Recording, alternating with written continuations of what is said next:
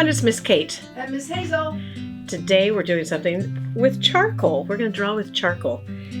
And we are going to draw bees.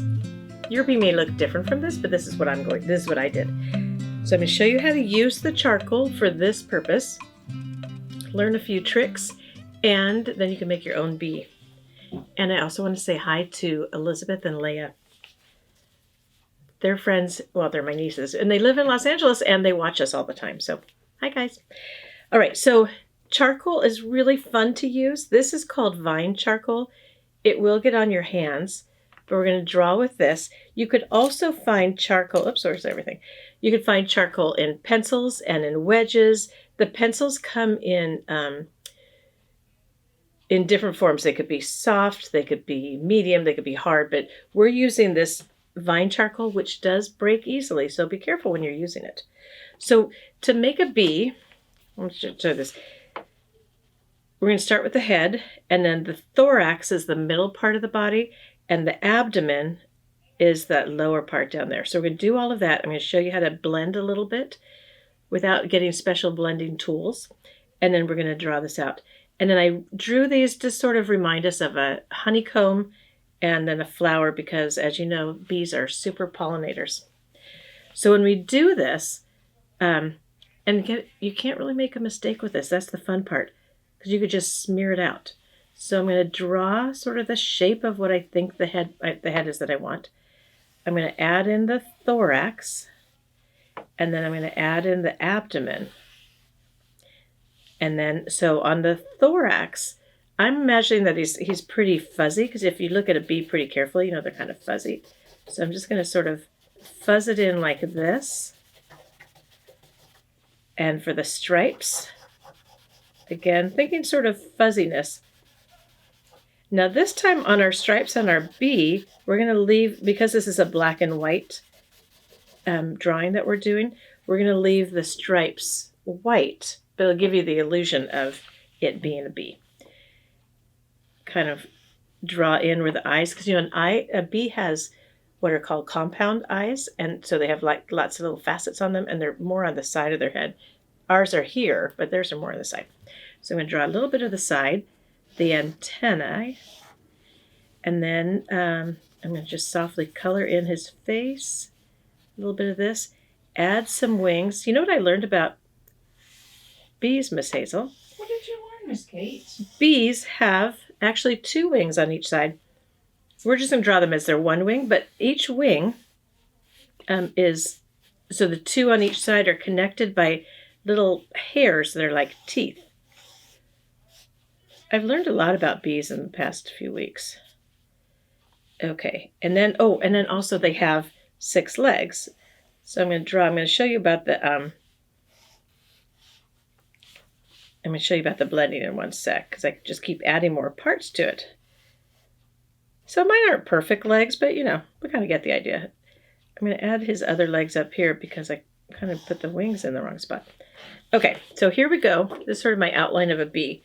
Now for the blending part. You could get special tools like special kneaded erasers or other wedge tools, but we're going to use a tissue. So I wrapped it around my finger. Oh, that's very interesting, Miss Kate. Yes, it doesn't cost anything. I mean, it just costs a tissue. So do you see how I blended that in?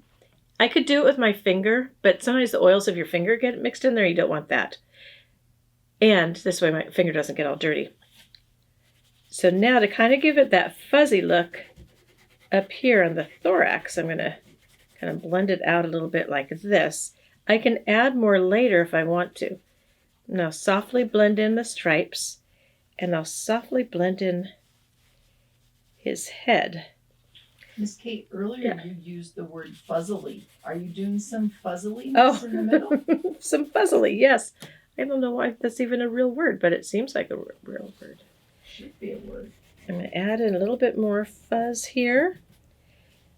And then now, I feel pretty good with the bee. Plus, it's just fun to work with the charcoal. And now, as you know, they are pollinators, so I'm just going to add sort of an outline of a flower. It won't look exactly like a flower. It's almost like a sunflower because it's up in the corner there. Miss Kate, I just Yes. found a fact about vine charcoal, how Oh. it's made. Oh, would you share that with us? I will.